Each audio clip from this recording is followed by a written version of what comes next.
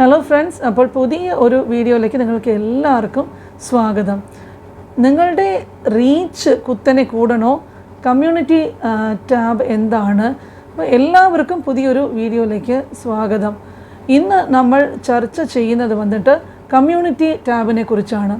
അപ്പോൾ ഇതിനെക്കുറിച്ച് ഒരുപാട് ഫ്രണ്ട്സ് എന്നോടൊരു വീഡിയോ ചെയ്യണമെന്ന് കുറേ നാളായിട്ട് പറഞ്ഞിട്ടുണ്ടായിരുന്നു. അപ്പോൾ ഈ കമ്മ്യൂണിറ്റി ടാബ് എന്ന് പറഞ്ഞാൽ എന്താണ്, ഇത് എങ്ങനെ എനേബിൾ ചെയ്യാം, ഇത് എങ്ങനെയൊക്കെയാണ് പ്രവർത്തിപ്പിക്കേണ്ടത് എന്ന് ചോദിച്ചിട്ട് ഞാൻ പറഞ്ഞ പോലെ ഒരുപാട് പേര് എന്നോട് ചോദിച്ചിട്ടുണ്ടായിരുന്നു. അപ്പോൾ അവർക്ക് വേണ്ടിയിട്ടുള്ള ഒരു സ്പെഷ്യൽ വീഡിയോ ആണ് ഞാൻ ഇന്ന് ചെയ്യാൻ പോകുന്നത്. അപ്പോൾ നമ്മൾക്കെല്ലാവർക്കും ഒരു യൂട്യൂബ് ചാനൽ ഉണ്ടെങ്കിൽ അതിലൂടെ നമ്മൾ സാധാരണ എന്താണ് ചെയ്യാറുണ്ട്? അതിൽ നമ്മൾ വീഡിയോസാണ് അപ്ലോഡ് ചെയ്യാറുള്ളത്, അല്ലേ? അപ്പോൾ ഈ യൂട്യൂബ് ചാനൽ വഴി നമ്മൾക്ക് സാധാരണ വീഡിയോസ് മാത്രമാണ് അപ്ലോഡ് ചെയ്യാൻ പറ്റുന്നത്.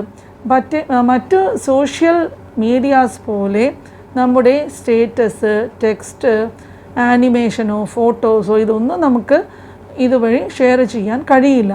പക്ഷേ നിങ്ങളൊരു കാര്യം ശ്രദ്ധിച്ചിട്ടുണ്ടോ എന്ന് എനിക്കറിയില്ല. ഈ പുതിയതായിട്ട് യൂട്യൂബ് തുടങ്ങിയിട്ടുള്ള ക്രിയേറ്റേഴ്സിന് വേണ്ടിയിട്ടാണ് ഞാനിത് പറയുന്നത്. അല്ലാത്തവർക്കൊക്കെ ഇത് അറിയാമെന്ന് എനിക്ക് തോന്നുന്നു. അപ്പോൾ നിങ്ങൾ ഹോം പേജിൽ പോയിട്ട് അതിൽ ഓപ്പൺ ചെയ്യുമ്പോഴേക്കും ചില ചാനലുകളുടെ പോസ്റ്റുകളും അവരുടെ ടെക്സ്റ്റ് മെസ്സേജ്, അവരുടെ വിശേഷങ്ങൾ, അവരുടെ സ്റ്റേറ്റസ്, അവരുടെ ഫോട്ടോസ്, ഇങ്ങനെ പലതും കാണാൻ പറ്റും.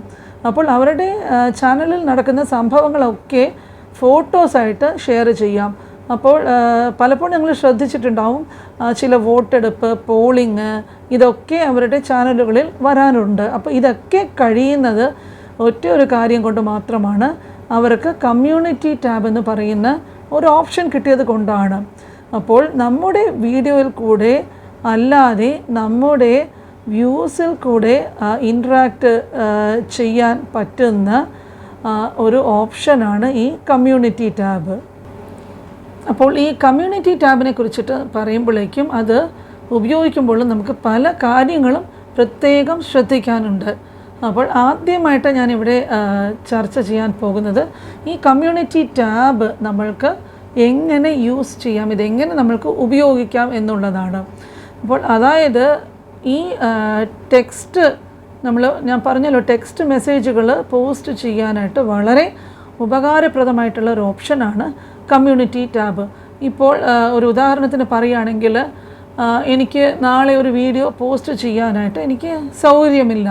അപ്പോൾ അത് ഞാൻ എങ്ങനെ നിങ്ങളെ ഏത് വഴിയിൽ കൂടെ അറിയിക്കും? അത് ഞാൻ എൻ്റെ കമ്മ്യൂണിറ്റി ടാബിൽ നിങ്ങൾക്കൊരു പോസ്റ്റ് ഷെയർ ചെയ്യും. കാരണം ഇന്ന കാരണങ്ങൾ കാരണം നാളെ എൻ്റെ വീഡിയോ വരാനായിട്ട് ബുദ്ധിമുട്ടുള്ളത് കൊണ്ട് വേറൊരു ദിവസത്തേക്ക് അത് മാറ്റി വെച്ചിരിക്കുന്ന വിവരം എൻ്റെ ഓഡിയൻസിനെ അറിയിക്കാനായിട്ട് ഉത്തമമായിട്ടുള്ളൊരു മാർഗ്ഗമാണ് ഈ കമ്മ്യൂണിറ്റി ടാബിലത്തെ ഈ പോസ്റ്റ് എന്ന് പറയുന്നത്. അപ്പോൾ വളരെ സിമ്പിളായിട്ടൊരു കാര്യം എങ്ങനെയാണ് പറയേണ്ടത് അത് നമുക്ക് പറഞ്ഞിട്ട് കമ്മ്യൂണിറ്റി ടാബിൽ പോസ്റ്റ് ചെയ്യാം എന്നുള്ളതാണ് ഇതിൻ്റെ പ്രത്യേകത. പിന്നെ നമ്മുടെ ഇമേജുകളൊക്കെ ഷെയർ ചെയ്യാം, അതായത് ഫോട്ടോ ആയിട്ട് നമ്മുടെ ഇമേജസൊക്കെ ഷെയർ ചെയ്യാം. അപ്പോൾ ഏതെങ്കിലും ഒരു വീഡിയോ നമ്മൾ ചെയ്താൽ, ഇങ്ങനെ ഒരു വീഡിയോ നമ്മൾ ചെയ്തിട്ടുണ്ട്, അത് നമ്മുടെ ചാനലിൽ വരുന്നു എന്ന് നമ്മുടെ ഓഡിയൻസിനെ നമ്മൾ എങ്ങനെ അറിയിക്കും? അപ്പോൾ അതിൻ്റെ തമ്പനെയിൽ എടുത്തിട്ട് നമ്മൾ കമ്മ്യൂണിറ്റിയിൽ ഷെയർ ചെയ്താൽ മതി. അപ്പോൾ ഫോട്ടോസ് ഷെയർ ചെയ്യാനുള്ള ഒരു ഓപ്ഷനും കമ്മ്യൂണിറ്റി ടാബ് വഴി ഉണ്ട്. അതായത് നമ്മൾക്ക് ഏതെങ്കിലും ഒരു കാര്യം ടെക്സ്റ്റിൽ ചെയ്യുകയാണെങ്കിൽ അതിൻ്റെ കൂടെ അതിൻ്റെ ഫോട്ടോസും കൂടി നമ്മൾക്ക് കൊടുക്കാം. പിന്നെ പ്രത്യേകിച്ച് ശ്രദ്ധിക്കേണ്ട ഒരു കാര്യം എന്താണെന്ന് വെച്ചാൽ, നമ്മൾ ഈ കമ്മ്യൂണിറ്റി പോസ്റ്റിൽ ഇടുമ്പോഴേക്കും ഈ ഫോട്ടോ ഇമേജ് സൈസ് ഇപ്പോൾ സാധാരണ ഈ 800 പിക്സൽ ബൈ 800 പിക്സൽ 1:1 സൈസിലാണ് അത് ചെയ്യേണ്ടത്. അപ്പോൾ സാധാരണ ഞാനൊക്കെ അങ്ങനെയാണ് ഞാനത് ചെയ്യുന്നത്. അപ്പോൾ ഇതാണ് കമ്മ്യൂണിറ്റി ടാബിൻ്റെ ഡീഫോൾട്ടായിട്ടുള്ള റേഷ്യോ സെറ്റിങ്സ്. അപ്പോൾ ഈ ഒരു രീതിയിലാണ് നിങ്ങൾ ഇമേജസ് സെറ്റിങ് ചെയ്യേണ്ടത്. അപ്പോൾ നിങ്ങൾ വേറെ ഒരു റേഷ്യോയിലുള്ള ഫോട്ടോസ് ഇട്ടാലും അത് കമ്മ്യൂണിറ്റി ടാബിൽ വർക്ക് ചെയ്യുമെങ്കിലും ഒരു പ്രത്യേക ഭാഗം മാത്രമാണ് അതിൽ കാണാൻ കഴിയുക. പിന്നെ നമ്മൾ അതിൽ പോയിട്ടൊന്ന് ക്ലിക്ക് ചെയ്താൽ അത് എക്സ്പാൻഡായിട്ട് വലുതായി വന്ന് നമ്മൾക്കത് മുഴുവനായിട്ട് കാണാനും കഴിയും. പക്ഷേ നല്ല നീറ്റായിട്ട് തന്നെ നമ്മളുടെ കമ്മ്യൂണിറ്റി ടാബ് ഓപ്പൺ ചെയ്യുമ്പോൾ അത് വ്യക്തമായിട്ട് കാണണം എന്നുണ്ടെങ്കിൽ ഈ 1:1 റേഷ്യോയിൽ തന്നെ നമ്മൾ എഡിറ്റ് ചെയ്തിട്ട് നമ്മുടെ ഫോട്ടോസ് അപ്ലോഡ് ചെയ്യണം. അത് നിങ്ങൾ പ്രത്യേകം ശ്രദ്ധിക്കുക. ഈ ഫോട്ടോയുടെ റേഷ്യോനെ പറ്റി ഞാൻ ഈ 1:1 എന്നാണെന്നുള്ളത് പറഞ്ഞു. പിന്നെ അതിൻ്റെ സൈസിനെ പറ്റി പറയുകയാണെങ്കിൽ അത് 16 MB ആണ്. അതായത് 16 MBയിൽ താഴെയുള്ള ഫോട്ടോസാണ് നമ്മൾ കമ്മ്യൂണിറ്റി ടാബിൽ ഷെയർ ചെയ്യേണ്ടത്. പിന്നെ ഫയൽ ടൈപ്പ് അത് അറിയാമല്ലോ നിങ്ങൾക്ക്. ഈ ഫയൽ ടൈപ്പ് വന്നിട്ട് JPG, PNG, GIF, WEBP ഇതൊക്കെ നമ്മൾക്ക് ഉപയോഗിക്കാം. അപ്പോൾ ഇപ്പോൾ ഞാൻ എന്തൊക്കെയാണ് ഇതുവരെ പറഞ്ഞു വന്നത് എന്ന് ഒന്ന് ബ്രീഫായിട്ട് പറയുകയാണെങ്കിൽ, നമ്മൾ കമ്മ്യൂണിറ്റി ടാബിൽ ടെക്സ്റ്റ് പോസ്റ്റ് ചെയ്യാം, പിന്നെ ഫോട്ടോസ് പോസ്റ്റ് ചെയ്യാം. ഇത് രണ്ടും നമ്മൾക്ക് ഒരുമിച്ച് കൊടുക്കാം. ഇത് കൂടാതെ ആനിമേറ്റഡ്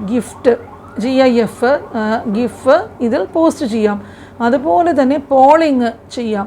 ഇപ്പോൾ ഓഡിയൻസിൻ്റെ ടേസ്റ്റ് എനിക്ക് മനസ്സിലാക്കണം. അപ്പോൾ നമുക്കിതെങ്ങനെയാണ് എല്ലാവരോടും എനിക്ക് നേരിട്ട് കമൻറ്റിൽ പറയുമെന്ന് പറഞ്ഞാൽ അതിനേക്കാൾ എളുപ്പമായിട്ടുള്ളൊരു വഴിയാണ് നമ്മൾ പോളിങ് നടത്തുക എന്നുള്ളത്. ഇപ്പോൾ ഒരു ഉദാഹരണത്തിന്, ഇപ്പോൾ നമ്മുടെ ഓഡിയൻസിനോട് എനിക്ക് ചോദിക്കണം, എന്താണ് നിങ്ങൾ സാധാരണ യൂട്യൂബ് കാണുന്നത് കമ്പ്യൂട്ടർ വഴിയാണോ മൊബൈൽ വഴിയാണോ എന്ന് ചോദിക്കണമെങ്കിൽ ഞാനതൊരു പോളിംഗ് ആയിട്ട് ആ ചോദ്യം ഇട്ടിട്ട് ഞാൻ അതിന് ഉത്തരങ്ങൾ ഓപ്ഷൻസ് ആയിട്ട് കൊടുക്കുമ്പോഴേക്കും ഓഡിയൻസിന് എളുപ്പം വന്ന് അതിൽ പോൾ ചെയ്യുമ്പോൾ നമ്മൾക്ക് വളരെ വ്യക്തമായിട്ട് തന്നെ അതിൻ്റെ മറുപടി കിട്ടും. പിന്നെ വളരെ ഇമ്പോർട്ടൻ്റ് ആയിട്ടുള്ളൊരു കാര്യം, നമ്മുടെ വീഡിയോസൊക്കെ ഇതുവഴി ഷെയർ ചെയ്യുക. അതായത് നമ്മുടെ തന്നെ പഴയ പല വീഡിയോസിൻ്റെയും വ്യൂസ് വളരെ കുറവായിരിക്കുന്ന വീഡിയോസ് ഉണ്ടാവും. ഒരു പക്ഷേ നമ്മൾ വളരെ നന്നായിട്ട് തന്നെ അത് ചെയ്ത വീഡിയോസ് ആയിരിക്കും. പക്ഷെ നമ്മൾ വിചാരിച്ചത്ര റീച്ച് വന്നില്ല എന്നുണ്ടെങ്കിൽ ആ വീഡിയോസിൻ്റെയൊക്കെ ലിങ്ക് എടുത്തിട്ട് നമ്മൾ കമ്മ്യൂണിറ്റി ടാബിൽ പോസ്റ്റ് ചെയ്യുകയാണെങ്കിൽ ഈ പുതിയതായിട്ട് വരുന്ന ഒരുപാട് കാണാത്ത ആൾക്കാരുണ്ടാവില്ല. അപ്പോൾ അവരൊക്കെ വന്ന് അതിൽ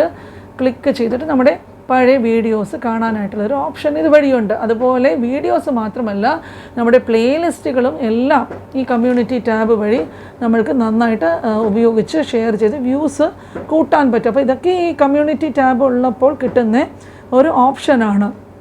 പിന്നെ നമ്മൾ ഈ പ്ലേലിസ്റ്റിൻ്റെയും വീഡിയോസിൻ്റെയൊക്കെ ലിങ്ക് എടുത്തിട്ട് കമ്മ്യൂണിറ്റി ടാബിൽ ഇടുക എന്നുള്ളത് വളരെ നല്ലൊരു കാര്യമാണ്. അതുപോലെ തന്നെ നമുക്ക് മറ്റുള്ളവരുടെ ചാനലുകളെ പറ്റിയും ഈ കമ്മ്യൂണിറ്റി ടാബ് വഴി മെൻഷൻ ചെയ്യാനായിട്ട് സാധിക്കും. അതിനായിട്ട് എന്ന ചിഹ്നം ഇട്ടിട്ട്, ഇപ്പോൾ എൻ്റെ ചാനലാണ് നിങ്ങൾ ഷെയർ ചെയ്യുന്ന മെൻഷൻ ചെയ്യുന്നതെന്നുണ്ടെങ്കിൽ എന്നിട്ടിട്ട് എൻ്റെ ചാനലിൻ്റെ പേരെന്താണ് @techylady969. അപ്പോൾ techylady969 എന്നാണ് എൻ്റെ ചാനലിൻ്റെ പേര്. അപ്പോൾ @techylady969 എന്ന് മെൻഷൻ ചെയ്താൽ നിങ്ങളുടെ കമ്മ്യൂണിറ്റി ടാബിൽ ഒന്ന് കൊടുത്താൽ മതി. അപ്പോൾ എൻ്റെ ചാനൽ അങ്ങനെ ചെയ്യുമ്പോഴേക്കും ഉടനെ എനിക്കൊരു നോട്ടിഫിക്കേഷൻ വരും. മാത്രമല്ല ഓഡിയൻസ് അതിൽ ക്ലിക്ക് ചെയ്യുമ്പോൾ അത് നേരെ എൻ്റെ ചാനലിലോട്ട് വരും.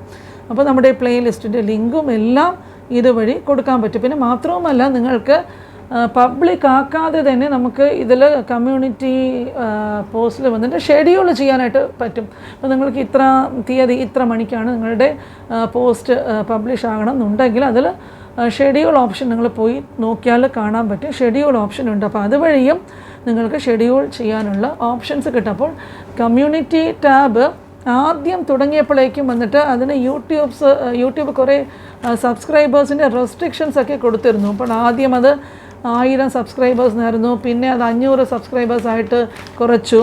പിന്നെ ഇപ്പോൾ വന്ന് നമ്മൾക്ക് എല്ലാവർക്കും തന്നെ പുതിയതായിട്ട് വീഡിയോ തുടങ്ങുന്ന എല്ലാവർക്കും തന്നെ ഈ ഒരു ഓപ്ഷൻ വരുന്ന രീതിയിലാണ് യൂട്യൂബ് പറഞ്ഞിട്ടുള്ളത്. അപ്പോൾ ഞാൻ മുമ്പ് പറഞ്ഞതുപോലെ കമ്മ്യൂണിറ്റി ടാബ് നമ്മുടെ ചാനലിൻ്റെ റീച്ച് വളരെ അധികം കൂട്ടാനായിട്ട് ഹെൽപ്പ് ചെയ്യുന്ന ഒരു പ്രത്യേക ഓപ്ഷനാണ്. അപ്പോൾ ഞാൻ മുമ്പ് പറഞ്ഞ പോലെ നമ്മുടെ കമ്മ്യൂണിറ്റി പേജിലോട്ട് പോകണമെങ്കിൽ നമ്മുടെ ചാനലിൽ വന്നിട്ട് അവിടെ മെയിനായിട്ട് ഈ ചാനൽ മെൻഷൻ ചെയ്യുന്ന സ്ഥലത്ത് ക്ലിക്ക് ചെയ്തിട്ട് അതിലൊരു ആരോ മാർക്ക് ഉണ്ടാകും. അപ്പോൾ അതിൽ പോയിട്ട് നമ്മൾ ഇടത്തു നിന്ന് വലത്തിലോട്ട് സ്ലൈഡ് ചെയ്ത് നോക്കുമ്പോൾ കമ്മ്യൂണിറ്റി എന്ന് പറയുന്ന ഒരു ഓപ്ഷൻ കാണും. ഇതാണ് നമ്മുടെ കമ്മ്യൂണിറ്റി ടാബ് എന്ന് പറയുന്നത്. അപ്പോൾ ഇതിലാണ് നമ്മുടെ സ്റ്റേറ്റസിനെ പറ്റി പോസ്റ്റ് ചെയ്യാനും ഷെയർ ചെയ്യാനും ഒക്കെ കഴിയുന്നത്.